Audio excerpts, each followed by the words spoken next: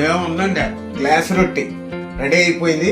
ఈ గ్లాస్ రొట్టి కొత్తిమీర టమాటా పచ్చడితో తింటే అబ్బా ఆ రుచే వేరండి.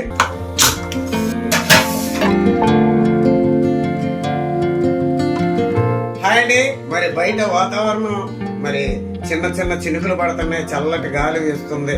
ఆ తుఫాను ఇవాళ తుఫాన్ అన్నారు కదండి. మరి ఇంట్లో అందరూ ఉండి సరదాగా కొంతమంది పకోడీలు చేసుకుంటారు, కొంతమంది అవి చేసుకుంటారు.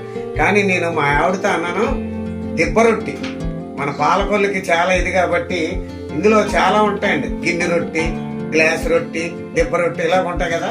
మా ఆవిడ అంతా గ్లాస్ రొట్టి వేస్తానండి అన్న. మరి దాంట్లో పచ్చడి ఏం చేస్తాం అన్నానండి. ఏం చేసింది అనుకున్నారు?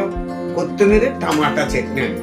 బ్రహ్మాండమైన కొత్తిమీర టమాటా చట్నీ, గ్లాస్ రొట్టి. అది ఎలాగేస్తుందో చూడండి. వేసిన తర్వాత ఎలాగుంటుంది, వేసి తీసిన తర్వాత కూడా తినేటప్పుడు కూడా చెప్తానండి.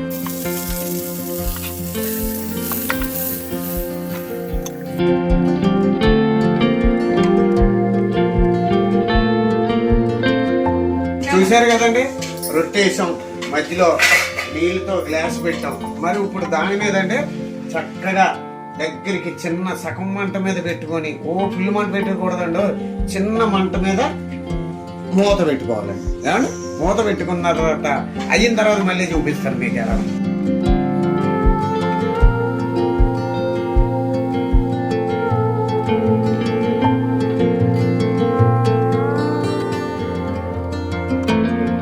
గ్లాస్ రొట్టి రెడీ అయిపోయింది.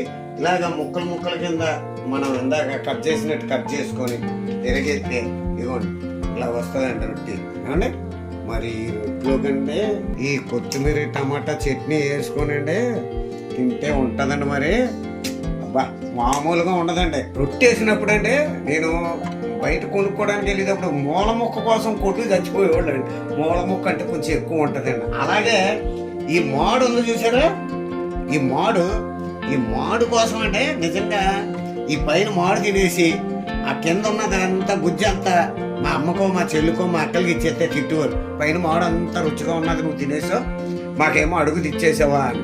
అంటే ఆ మాడుతో తినే రుచి ఉంటుంది చూసారా. బా ఏముందండి, కరెక్ట్గా ఆ టమాటా కొత్తిమీర చట్నీ, ఈ రొట్టె ముక్క అమోహం అండి. ఈ మరి పైన మాడు మొక్క ఎవరు ఇష్టపడి తింటారో వాళ్ళు కామెంట్ చేయండి. మరి చూద్దాం ఎంతమంది చేస్తారో.